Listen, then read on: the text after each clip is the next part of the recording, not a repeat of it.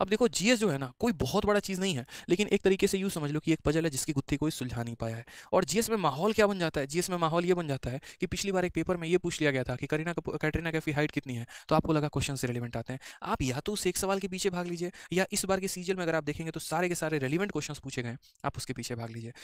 शुरू में स्ट्रेटेजिकली मैं आपको बताऊं तो यहाँ पर जीएस पढ़ना पड़ेगा। अब जीएस में आपको क्या पढ़ना पड़ेगा, तो सबसे पहले करंट अफेयर, दूसरा अगर हम यहाँ बात करते हैं तो स्टैटिक करना पड़ेगा, तीसरा अगर मेरे भाई यहाँ पर बात करते हैं तो आपके जो सब्जेक्ट हो गए आपको वो पढ़ने पड़ेंगे। सर यकीन मानिए पढ़ना पड़ेगा, मतलब पढ़ना पड़ेगा। हम कारण बताते हैं क्यों। अब इन सब्जेक्ट में आपका हिस्ट्री भी है, इन सब्जेक्ट में आपका पॉलिटी भी है, इन सब्जेक्ट में आपका ज्योग्राफी भी है, इन सब्जेक्ट में अगर हम यहाँ पर बात करते हैं तो आपका हिस्ट्री पॉलिटी ज्योग्राफी इकोनॉमिक्स भी हो जाएगा, और उसके बाद आपका साइंस हो जाएगा। साइंस में आपको यहाँ पर न्यूटन्स के लॉज नहीं पढ़ने हैं, साइंस में यहाँ पर केमिकल रिएक्शंस नहीं पढ़ने हैं, साइंस में यहाँ पर किसी का केमिकल फॉर्मूला नहीं पढ़ना, जो स्टैटिक पार्ट है ना वो पढ़ना है। मुझे भी शुरू में लगा, मैं केमिस्ट्री ऑनर्स का बंदा हूँ, मुझे लगा रहे ऑनर्स किया तेरे भाई ने केमिस्ट्री में लपेट देगा। अब भाई साहब बाद में यहाँ पर पता चला कि यहाँ पर क्वेश्चन ऐसे पूछे जाते हैं कि जो आप एलपीजी गैस अपने घर में रखे हुए हैं, जो घरेलू गैस है, उसमें महक आती है तो किस वजह की आती है, कौन सा केमिकल डाला जाता है, अब ये तो हमारे में पढ़ाया ही नहीं गया। जो सिंदूर औरतें सर में लगाती हैं, उस सिंदूर में कौन सा केमिकल है ये बताओ यहाँ पर, ये हमारे केमिस्ट्री ऑनर्स का पार्ट ही नहीं था यार।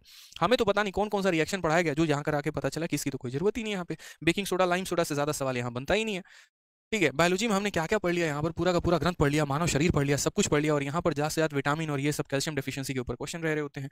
ठीक है, तो ये बड़ा सिंपल सा होता है कि साइंस में बहुत ज्यादा मेहनत नहीं करनी होती, लिमिटेड इसके अंदर भी जो स्टैटिक पार्ट होते हैं जो नहीं बदलते हैं वो आपको पढ़ना होता है। ठीक है, उसके बाद यहाँ पर ये जो सोर्सेस हो गए भाई, हिस्ट्री इतना प्यारा है यकीन मानो, मात्र 3 पार्ट में बदला है। एक आपका हो गया एंशियंट, दूसरा आपका हो गया मॉडर्न, और तीसरा आपका हो गया मेडिएवल। आप पूरी हिस्ट्री क्यों उठाते हो, मत उठाओ ना, आप कोई एक पार्ट यहाँ पर उठा लो। जैसे मानो आप एंशियंट आपकी इच्छा नहीं हो रही, आप यार मॉडर्न हिस्ट्री से शुरू कर लो, क्या दिक्कत है, मेडिएवल से शुरू कर लो, गांधीयन एरा से शुरू कर लो, दिल्ली सल्तनत से शुरू कर लो, शुरू तो करो यार, कहीं से तो शुरू करो मेरे भाई, कहीं से।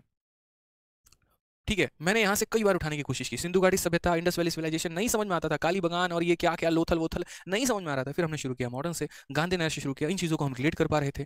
ठीक है, तो यहाँ से एक एक करके पॉइंट्स बनाने शुरू किए, याद करना शुरू किया, तो शुरू करना पड़ेगा, एक बार में कभी नहीं होगा। मैं कह रहा हूँ 10 बार चित के पट हो जाओगे, उठाओगे लूसेंट पटक दोगे, उठाओगे पटक दोगे, उठाओगे अपना कोर्स पटक दोगे, लेकिन एट द एंड फिर पकड़ना पड़ेगा, फिर पढ़ना पड़ेगा। पॉलिटी है, ठीक है, 5 आर्टिकल आपको याद है और आपके पेपर में छठा आर्टिकल आ गया, किसकी गलती है ये बताओ, आपकी गलती है, एग्जामिनर की गलती नहीं है, क्योंकि सीधा तौर पे है कि आपको कम से कम 20 से 25 आर्टिकल तो याद होने चाहिए। अब 5 आपने याद किए तो आपकी भूल है ना, आपने 15 अमेंडमेंट याद करके चले गए, और मान लीजिए 16वां अमेंडमेंट पूछ लिया गया जो आपको पता ही नहीं था, यहाँ पर मिनी कॉन्स्टिट्यूशन वाला पूछ लिया गया कि कौन से अमेंडमेंट को मिनी कॉन्स्टिट्यूशन कहते हैं, और वो आपको पता ही नहीं है। सर आपने 5 ईयर प्लान पढ़कर गए, और 5 ईयर प्लान पढ़ के जाने के बाद वहां पे ऐसा हुआ कि सर आप उसमें जान ही नहीं पा रहे हैं कि यहाँ पर फलाने प्लान जो हुआ था उसमें क्या आया हुआ था। मान लीजिए कि आपने पहला दूसरा तीसरा प्लान पढ़ा जो हर किसी को पता है, चौथे प्लान के बारे में आपको पता ही नहीं, और क्वेश्चन वहीं से आ गया। ठीक है, हरित क्रांति की शुरुआत किसने की, व्हाइट रिवॉल्यूशन किसने शुरू किया, यहाँ पर किस चीज को व्हाइट रिवॉल्यूशन कहा जाता है, गोल्डन रिवॉल्यूशन किसके लिए आया था, ग्रीन रिवॉल्यूशन किसके लिए आया था, येलो रिवॉल्यूशन किसके लिए आया था, पता ही नहीं है सर, कहाँ से क्वेश्चन आएगा।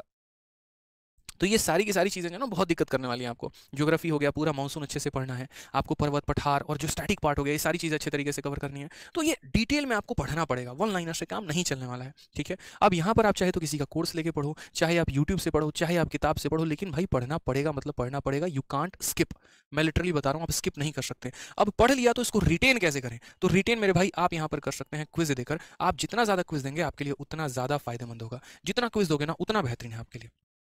समझ रहे हैं, यहाँ पे जितना क्विज देंगे उतना बेहतर।